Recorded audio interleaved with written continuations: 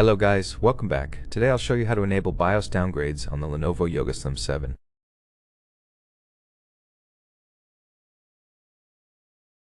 Before you can flash and install an older BIOS version on your laptop, you need to enable the downgrade feature in your BIOS settings.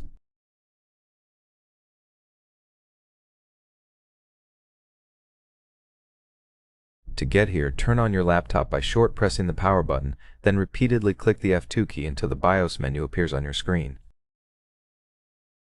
In the menu, select Configuration on the sidebar. Once in the Configuration menu, scroll down until you find BIOS Backflash.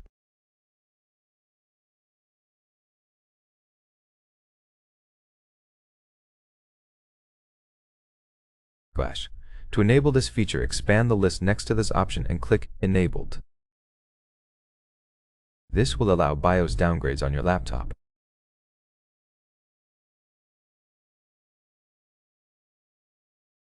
To apply changes and exit, press F10 and then enter to confirm.